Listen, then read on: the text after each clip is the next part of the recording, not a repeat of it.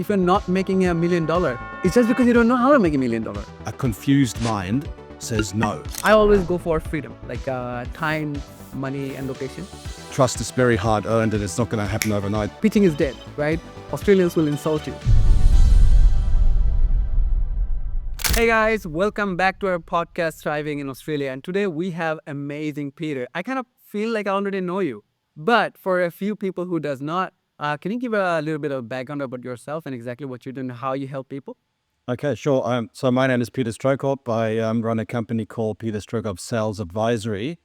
And I help small and medium-sized businesses to sell more faster. And basically, what I've discovered is that the traditional ways of selling, so emailing 1,000 people, cold calling 100 people, or connecting people on LinkedIn is no longer working. People just don't respond to those outreaches any longer. What they now want is subject matter experts or domain experts helping them to make informed buying decisions, which means that the way we engage with our prospects, how we reach out to them and how we connect with them is super important. I actually wrote an article a while ago that I called Opening is the New Closing, because I feel that if you don't open right and you establish at least a modicum of respect, maybe even trust, which I'm writing another article about that basically says trust is very hard earned and it's not going to happen overnight. So you need to have 3 steps to warm them up for that. But basically to help them make an informed buying decision. And a lot of businesses, small, medium, and large, are still focusing on what they're selling, like their products and services, and on how they want to sell it, i.e., their sales process, if they have even got one. So that's another matter. But basically, the way that buyers buy has changed, and now businesses have to adjust. Love it, love it. Let's talk a little more about things that you just talked about, right? You talked about how you help companies selling faster. What do you mean by that? How do you help people do that? Okay, so the trick lies in quality engagements over quantity outreach. So I make a distinction between trying to reach out to somebody, hey Nazmul, would you like to buy my stuff?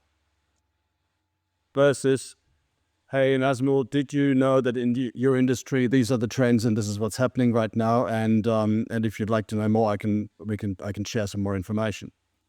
So obviously, the second way is more involved, and it's more engaging because it's more involved. But because it's more involved, it means you have to do some homework on the buyer first, and you have to understand at least what industry they're in, what size their business is, what challenges generically happen in that industry. And then you have to have a perspective, an opinion, some insight that you can surprise them with. And so if you focus on quality of engagement as opposed to quantity of outreach, then you will have less work, but more likely clients. Yeah, absolutely. I couldn't agree more. It's because we have so much noise going on everywhere. So it's like we don't like getting cold emails, but we want to send cold emails. Like, I don't even know how that works, right? Like, we know that I don't like it, and I don't know how we're expecting somebody else will. So absolutely, I'm with you. Before we dive into the other topics, I want to plug in your books right now. So can you talk a little bit about the 2 books that you have written? And definitely everybody who's watching this on YouTube or listening to this somewhere else, I'll definitely give the link below in the description. Yeah. Yeah. Okay. So the second book I've written was this one called Smarketing, Sell Smarter, Not Harder. And it's actually about how organizations can focus on their buyer as opposed to on their product or service. So focus on who they're selling to as opposed to what they're selling to them. Yeah. And the benefit of that is that firstly, you'll improve your engagement with the client or with the prospect. But secondly, behind the curtain in your business, wonderful things will happen as well, because all of a sudden your different departments, your different teams will all of a sudden stop focusing on their own silos and they start focusing on the one common denominator that you have in your business, which is the customer. And so you get improved collaboration and productivity as well. And the reason I said this is the second book is that this is actually a revised version of the first book, which was called the One Team Method, right? And the One Team Method describes how it works, but this is more aimed at this book is more aimed at increasing sales. The first book was more aimed at increasing collaboration and productivity in your business. Now, you probably don't know this, but my background is German, and I've also contributed to this book that is quite a hefty little tome that is translates as innovative organizational management, and it's co-authored by 28 authors from mainly from Germany and me from Australia to help them understand what business owners can do to improve their organizational or their strategic management. I love it. I love it. You talked about building trust in 3 steps. What are those 2 steps? I'd love to learn. I'm sure listeners would love to learn.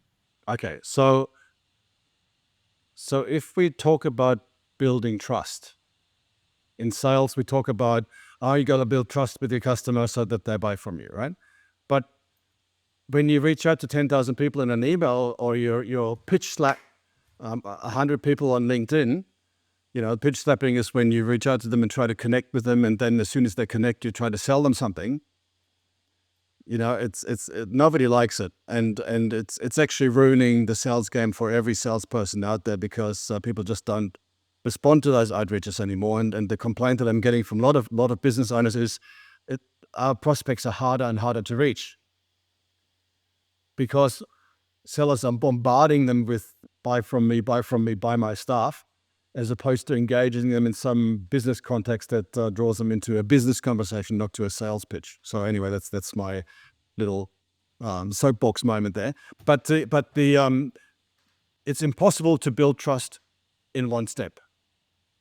It is impossible to do that, and that is because as human beings we don't trust somebody from the get-go. Right.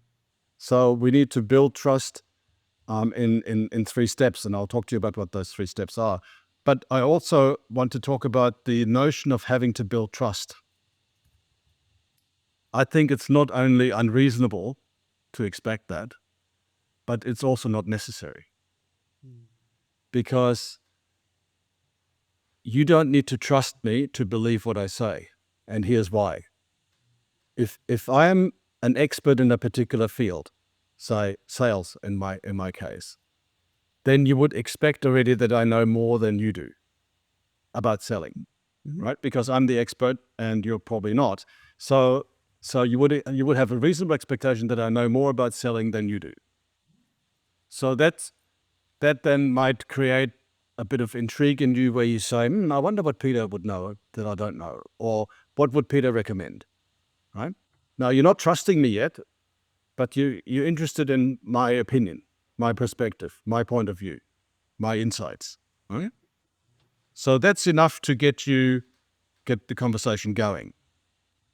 So then as I speak to you about, in my case, sales process, sales practice, you might then find that I say some things that you didn't know, and that will impress you to a certain degree that you go, wow, this guy really knows his stuff. I hadn't thought of that, or I didn't know that. What else does he know that I don't know? So we can build credibility. Yeah.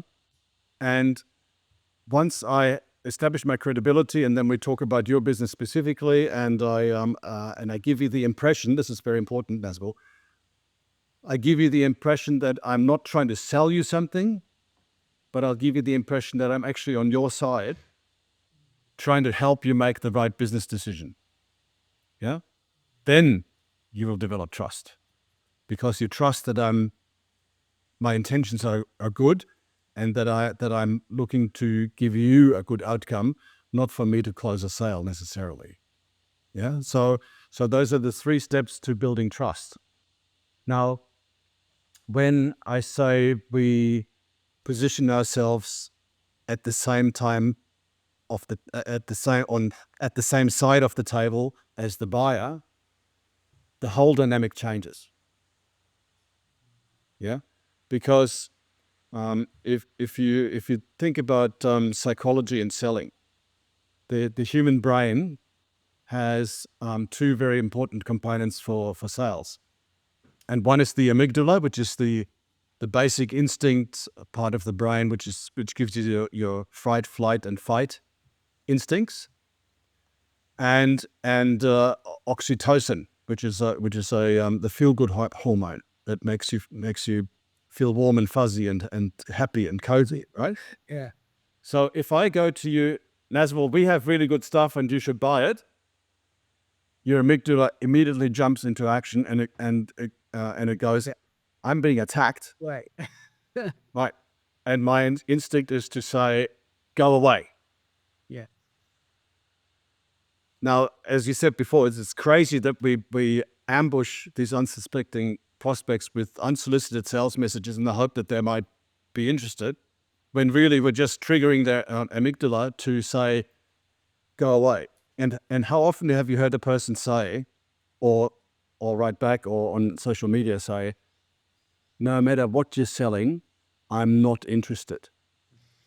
Yeah, they haven't even decided that they want to listen to what you're selling. Their instinctive amygdala reaction is stop, Right. Right. go away. Yeah. Yeah. Whereas if we intrigue them in some way, get them to lean forward and say, "Oh, Peter, that sounds interesting. Tell me more about that." We're actually firing the oxytocin of the brain, and the amygdala stays quiet because we're intrigued, we're interested, we want to know more. Yeah. So in selling, it's very important that you keep the amygdala quiet and don't trigger a fight, flight, or fight response, and that you trigger the oxytocin that actually makes the conversation enjoyable and interesting. So there's basic psychology and basic neuroscience behind those two approaches. This is fantastic. Because I myself is a marketer, I'm picking things from this conversation. Like, I know somebody would, I know somebody would trust Peter just because he talked about the brain, the science. Like, there is no way Peter could make this up. It's not like, you know what I mean? Like, I'm absolutely jumping in. I love it. So yeah, I'm thinking from the client's perspective as well. I love re-engineering. I love, watching things, reading things, and re-engineer things. Even from these conversation, I'm picking up maybe Peter has used this example before, and the client is going, there's no way I can say he's wrong because he just brought in science with sales. Peter, I love it. Like, Nazmul, can I just point something out to you? Yeah, please go ahead. Go ahead. Do you know how you were just passionate and animated about this topic? Yeah, That's your oxytocin at work. I know. Yeah, fantastic. How are you? I was going through your LinkedIn profile, and that's how we got connected, right? How did you manage to get 100 plus recommendations? What did you do? Well, so obviously I do good work, Mm-hmm. but then I also teach my clients how to get referrals and how to build a referral selling system. Because let's face it, getting a referral and being introduced to a new prospect is the easiest way of lead generation, Yep. right? Yep. But it's not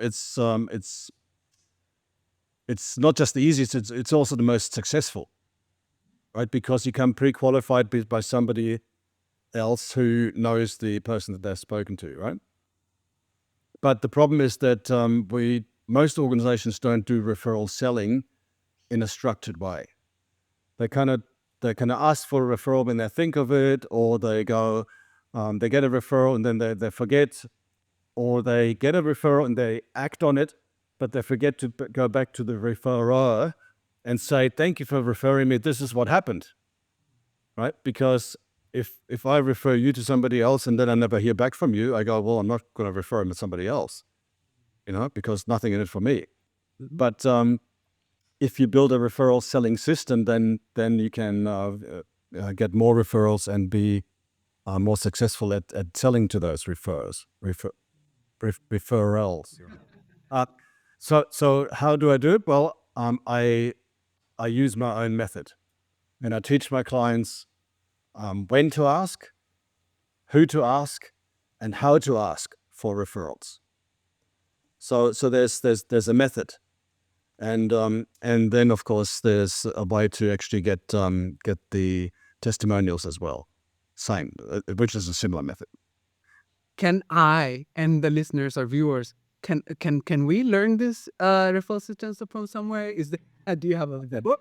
So I can't teach you the referral selling system right now, but Okay. I can answer those three questions for you, right? Well, please, please. So who to ask is obviously people that are either likely that are in your ICP, in your ideal customer profile, right? And people that know other people who are in your ideal customer profile. So then you say, so that's who to ask, Mhm. right?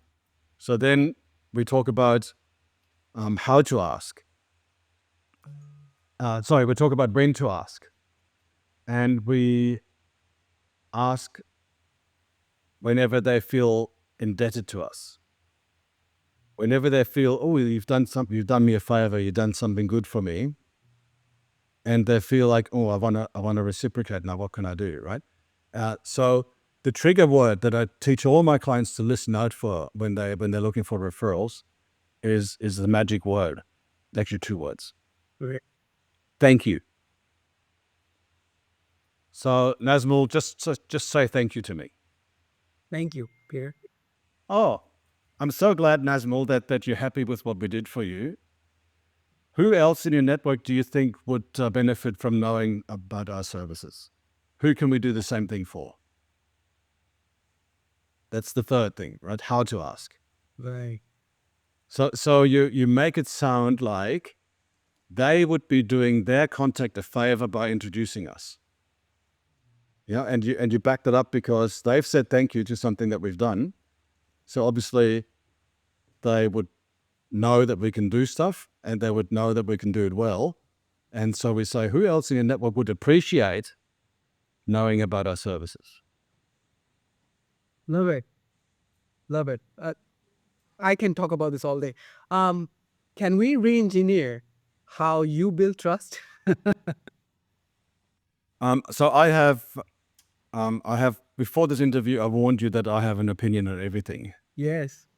and also I should say that I like carrying slightly controversial points of view, or points of view that initially sound controversial, but there's a sound reason behind them. Yeah. So, for example, one point of view that I've already shared with you and your listeners is that traditional ways of lead gen and prospecting are just not working anymore. Right. Now, somebody that might hear that for the first time might go, "What do you mean by that?" And so then I talk about how buying has changed because buyers are not buying like they used to. They're taking longer now. They're doing their own research, and they decide who they want to um, hear from in terms of getting further information or more details or answering last minute questions. So the buyers are now deeply in charge of the buying cycle, and the salespeople are no longer in charge of the sales cycle. So that means selling needs to change. Well, selling needs to adapt to that new paradigm, to that new way of buyers buying. Yeah. So that's something. See how you're nodding. So that's how I intrigue people, and this is the first stage of trust building where you say, oh God, oh bugger, this guy knows more than I do. What else does he know? Yeah. Right. And so then we can build. We can go from competency to respect, Hmm? whereby they go, wow, this guy really knows what he's talking about, so I'll respect his opinion now. And then when I say, look, but I'm not sure whether my method is right for you, let's find out whether we can work together and it'll be beneficial for both parties. Then you go, wow, he's on my side. Other people are just trying to flog me stuff whether I need it or not, but this guy's actually saying it might not work, but let's find out. Hmm. So that's how I go through the three stages of trust building. Fantastic, fantastic. Can I ask you this? Overall, 2025 is here, right? What's your perspective on 2025? If if founder comes to you, and let's say first let's talk about small and small size businesses, and then maybe would love to cover medium sized business as well. What is your opinion or what's your advice on, like, hey, do these one or two things that have absolutely changed the game in terms of sales? Or what would be your advice? All right. So firstly, my biggest piece of advice I can give you is stop focusing on what it is that you're selling. Stop focusing on your products or services because your buyers frankly don't care. What do they care about instead? They care about what they're getting. So I want you to think about what are the benefits that your buyers are getting from your products and services. What's in it for them? Right. And it's not your features. It's not what the product does or how the product works. A lot of people talk about, well, it works this way. No. Especially owners of businesses who've got a technical background and not a sales background. So they're really fascinated with how things work, but your buyers don't care. Like, for example, I had this conversation with a business owner the other day. They were in South Africa, and they said, well, we have the best Google integration for our products around. And I'm pretty straight and direct, and I said to him, well, nobody cares whether your Google integration is purple, green, or yellow. They just don't care because it doesn't mean anything to them. You got to say, what does that do for you, right? So that makes your user experience easier. It makes the app work more reliably. It can access more data and information, whatever it is, right? And then I have something that an exercise that I take my clients through, and I call it the benefits of the benefits. And what it means is that the initial benefit is good. Yeah. So, for example, you might say, if I help you to sell more, you make more money. Right? That's the initial benefit. What's the benefit of the benefit? If you make more money, what will happen to you? I always go for freedom, like time, money, and location. Correct. I think money would really help me get a lot more freedom. Okay. So what you've done here is something that every buyer goes through mentally, Yeah. but the seller does not either know or understand or care about. Yeah. And that is that behind every business decision is also an emotional decision, right? So that when you sell something, you need to not just sell the product, you need to sell the benefit of the product, and then you need to sell the emotional benefit of the product. Yeah. Yeah. Right. I couldn't agree more. So because I have been a fractional CMO for 4 or 5 years, I have seen over and over again, as you mentioned, people who are technical, like mostly let's call SaaS business or software business. They can talk about their features all day long, but it's very hard for them to translate that feature into the benefit that somebody else might get. But they would complicate the whole thing, and it will take 3 minutes for them to explain it probably. But they could easily just say, hey, this feature that we have will save you 3 minutes. I know it's not a lot, but if you multiply that with 100 people that you have in your company, right, that's saving 300 minutes a day. Yeah. So with that, the business owners who have a technical background feel more comfortable talking about the technology. Yeah? Yeah. Because they feel they're an authority in that, they can really shine and they can impress the buyer. Yeah. But if the buyer is not a technical buyer, then it'll just be gobbledygook to them, and they will say, well, I don't understand, so therefore I better say no. Yeah. So what the saying is, and your readers, your listeners might be interested in this, is a confused mind says no. Yes. So if you bamboozle and you confuse your buyers, they're likely to just not want to admit that they don't understand. It'll be easier and less embarrassing for them to say, oh, look, that's okay. I'm not really interested. Or it's not a priority for us right now. Or we've already got one of those. Yeah. I'll give you an example, another example. This is an IT services provider, small, medium business in Sydney in Australia. And they wanted to get into the cybersecurity space. So they were providing traditional IT service like email backup and recovery and virtual desktop, that sort of thing. But they wanted to get, people were asking them for cybersecurity, and so they said, "Oh, look, we'll want to offer some of those services as well." Now the owner is comes from a technical background, and he started to talk about penetration testing and backups and all that sort of thing, encryption, you name it.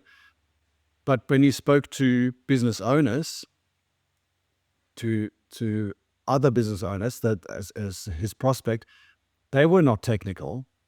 They knew everything about their business, but they didn't know anything about cybersecurity. So he was just bamboozling them, and he was wondering why even though he was impressing them with all his knowledge, with his technical knowledge, he didn't really get any sales.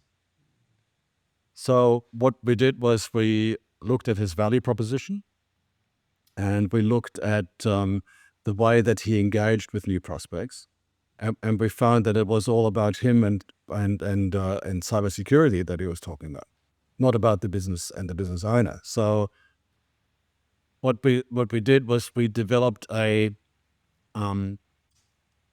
simple question for the business owner, so they could actually self-assess, maybe even inadvertently self-assess. So we said cybersecurity falls into these 3 maturity stages: 1, 2, 3. Which one do you think your business is in, Nazmul? And then the business owner would think, oh, I don't know. Um, what are the 3, and which one do you think I'm in, and where should I be? And so right away we got a conversation going about where should the business be and where they're at, rather than talking about bits and bytes and nuts and bolts. So we found a way for the business owner, for the prospect, to lean forward and say, what do you mean by that? Or what do you think about that? And immediately we're putting ourselves into the position where we're an advisor and not a salesperson. Yeah, yeah, love it. Now, can we talk a little bit about how selling to Australians is different from selling to North Americans? Like, what are the things that a seller should keep in mind before they sell to Australians? Maybe there can be sellers from North America who are trying to sell a product to Australians. Like, what would you advise? Like, hey, don't do that. So the mentality of the North Americans, and especially the US Americans, is different to the mentality of Aussies. Our amygdala is vastly more attuned to being pitched at and sold to, and I really don't like it. But we feel personally attacked when somebody pitches at us. The Americans don't have that attitude. That for them, selling is actually a noble profession, unlike in Australia. Right? In Australia, if you say I'm a salesperson, people go, oh. In America, they go, oh, that's interesting. What do you sell? So they're actually much more open to being ambushed, and they don't mind. And when I asked Americans, I say, look, how do you feel when people ambush you with a sales pitch? Often I get the response that they say, look, I actually find it really interesting because I want to see what other people do. Right? So which then gives the Americans the impression that whatever works in America will also work in Australia. Right. And this is why you get Americans that come over here using a methodology that actually puts Aussies off. Or multinational organizations that are dictated to from their head office in America on how they have to sell, find they fall flat when they come to Australia. Whereas Australians like to be more informed and to become more educated and to know more about the stuff that they want to buy, rather than being sold to. So, in a nutshell, Aussies hate being sold to, Americans don't mind. Mm. Got it. Got it. Um, and for let's also help these sellers who might be listening to this in 2025. What would be your advice to sellers in Australia? Like, hey, build this one or two skills that will genuinely help you sell more. Like that can be one of those next level things that people don't know. I have there are a few quotes that I just live by, and one of them is, "You don't know what you don't know." If you knew it, you would have done it already. If you're not making $1 million, which is okay, it's just because you don't know how to make $1 million, and that's right. It's just the information that we have, well, that we don't have, right? What would be your advice to sellers in Australia? Like, hey, do this one thing at least that will change the game. I'll give you two. Please. One is, don't talk about yourself and what you do and how you do it and how great you are. I call that we syndrome. We do this and we have that and we're great. Talk about the customer, their challenges that that they have in their industry, their size of business, their stage in growth, and talk about other customers that you've helped. So tell a story. And again, going back to brain psychology and neuroscience, storytelling, we respond as human beings, we respond to storytelling much better than we respond to facts and figures. And that's because when we used to live in caves and wore loincloths, we sat around the campfire, and that's how stories were shared, and that's how we conveyed information. Right? So our instinct, our DNA, still says stories are better than facts and figures, and also they're a bit more interesting. Right?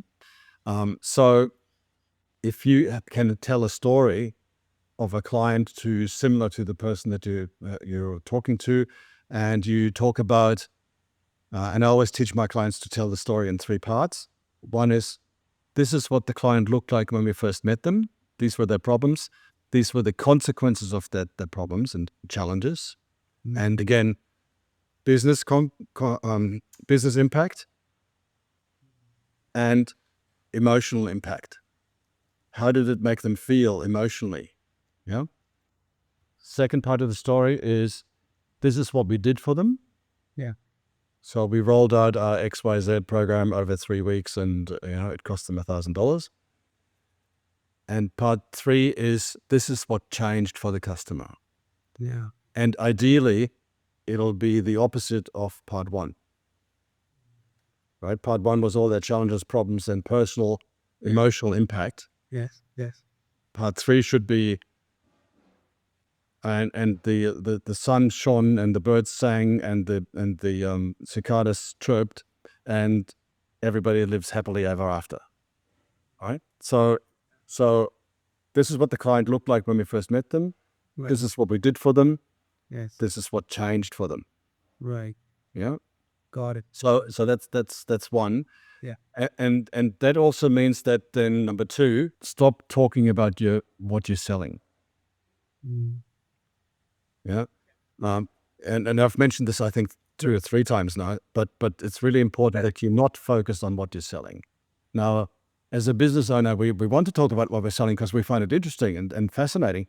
But from the buyer's perspective, you're talking about yourself and you're talking about your products and your service and how great you are. And still, in my mind, I'm wondering, what the hell has it got to do with me as the buyer? So sellers often expect the buyer to do the mental arithmetics that says, is that what's in it for me? And I always say, well, why don't you make it easy for them and tell them what's in it for them? Right. As opposed to making them guess. Yeah. Yeah. Love it. We want to end this podcast with something really important. Can you tell me what made you fall in love with sales? Like, what part of it you were like, even after these many years, you were still excited? Look, at the end of the day, we all know this doesn't matter. We're talking about engineering, marketing, sales, or whatever. There are a lot of parts. At least 40% of the things that we just don't like it doing them, but we just have to do them, so we do them. Okay. What is that one thing that you love so much about sales that you're so passionate about it? Okay. So it may actually surprise you to hear that I don't actually like selling, Okay. and I don't like Yeah, sales. surprise. I I actually spent 25 years in the corporate sector working for Sony, Canon, 3M, CSC, and Dell, so a large organization. Right. And I really hated the way that we were told we had to sell, which was the way that I teach my clients not to now, right? Which is by basically reaching out to an endless number of prospects in the hope that somebody would be interested. Yeah, and reaching out could be like a cold call, a spam email, or a pitch slap on social media, right? Um, and and I really hated that way of selling because it just triggered amygdala responses left, right, and center, right? And every salesperson will know how sales is full of rejection, right? And the answer is that we have to develop thick skin and not take it personally. But so I didn't like that part of selling. But what I really, really like is helping. Okay. And you mentioned engineers. I actually gave a lecture to a whole bunch of engineers a few years ago now. These were sales engineers, and they actually hated to be hated being called sales engineers. They just wanted to be engineers, right?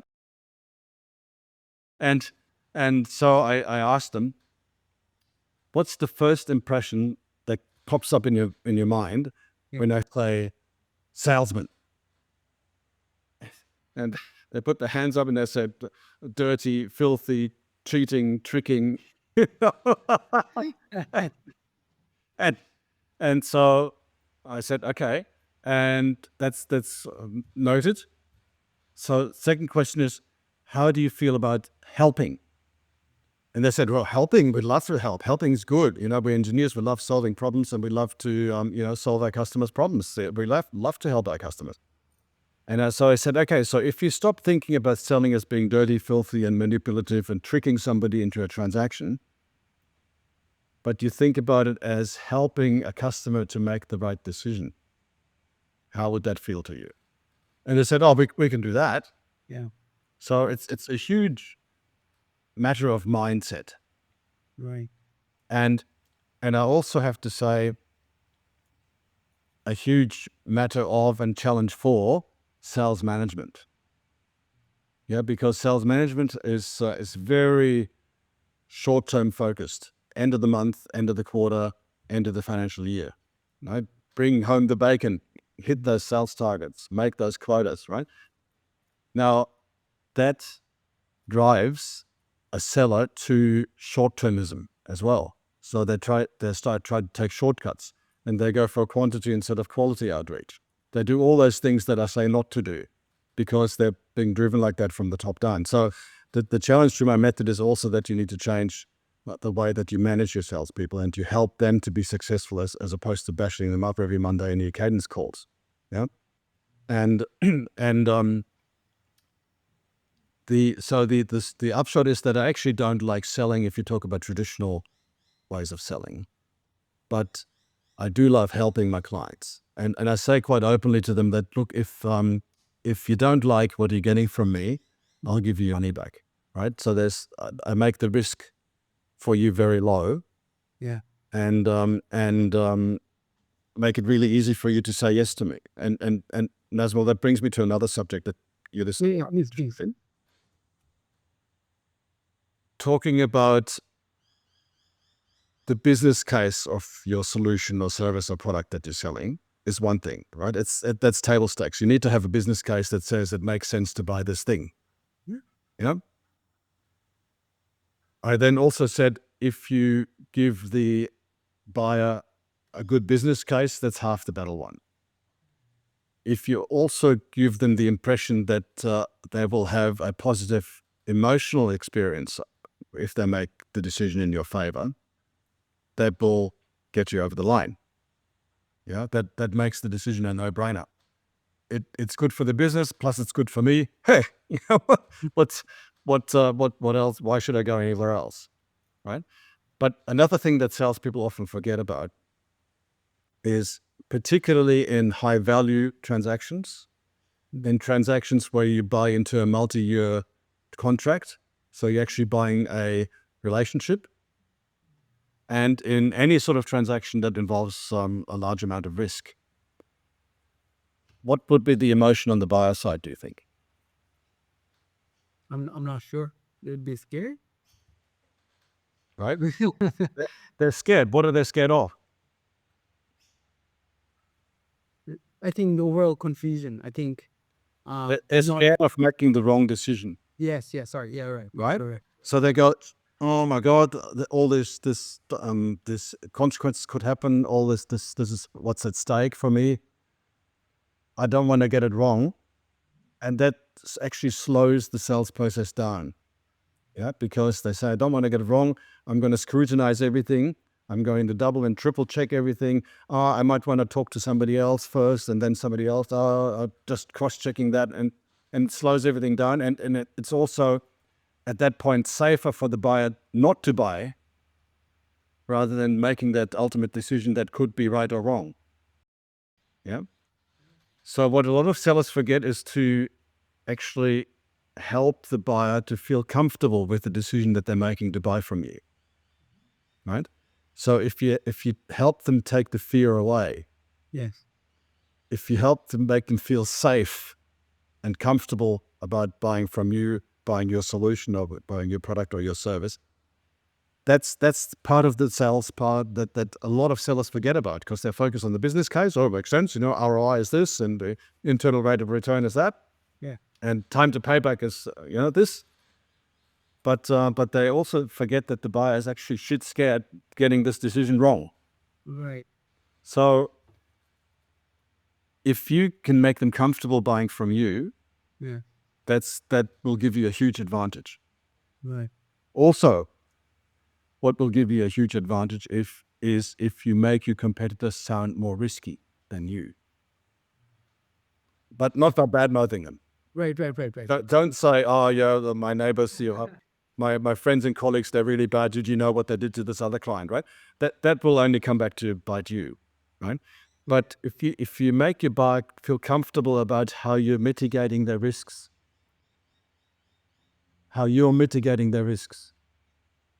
then they will go, "Hang on, the other party just said nothing will go wrong. Trust me, it'll be right." Yeah. Whereas I'm telling you now, there's risks involved in your decision, and I understand what the risks are. There are 1, 2, 3, 4, right? But I'm also telling you how we, in our business, we help you to mitigate those risks by doing these things. So you've not badmouthed your competition, but you've just pointed out to the seller that to the buyer that your competitors just said, "Trust us, nothing will go wrong." Whereas you've shown them exactly how and why nothing will go wrong if they buy from you. Absolutely. Peter, I can talk about sales and marketing all day long, and I can listen to you all day long. And trust me, I picked up a few things from here and there, and you will see some posts. I'll be quoting you in a few of them, and I'll probably not be quoting you on a few of them. But I got like great lines that, like, I have 1 month worth of content from this podcast. I mean it. Like, I'll post a photo saying pitching is dead, right? Australians will insult you. So there are like a lot of things that I picked up from this podcast. Trust me, this podcast has helped me so much. I know exactly which route to go for, at least for the first few months, and I'm sure the viewers and listeners who were with us for this long, it has been a fantastic podcast for them. Peter, I would love to have you on this channel one more time or a few more time. And next time, maybe in person, who knows, right? And I would love to collect that book that you have written, and then I would love to give you my book. Long or the short, would love to have you one more time or a few more times if your time permits. I definitely think you have a lot of things to give back to the community, and you're already doing it with your content that you are publishing yourself, and also coming to podcasts like this by by talking about all the details. You did not just talk about the fluffy stuff. You gave tactics. You talked about the 3 steps. You talked about the psychology behind everything. I love the fact that you gave the tactics as well, so people can take all this and actually implement them in their business. Peter, one more time, thank you so much. And for everybody else who's listening to this podcast from Apple Podcast or anywhere else, do subscribe. And if you're watching this on YouTube, do subscribe and hit that like button. Comment below if there's anything else that you want to learn from Peter.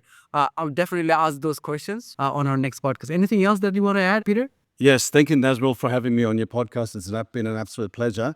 I just would like to mention something that your listeners might like to know about, and that is, if they're intrigued now in terms of their own sales process and their own approach to selling as opposed to helping, I have actually a free self-assessment test where your listeners, if they run businesses, or they're business owners or business leaders, they can actually do the test. It'll take about 5 or 10 minutes, but it'll give them absolute clarity in terms of where they're at in their selling or helping right now.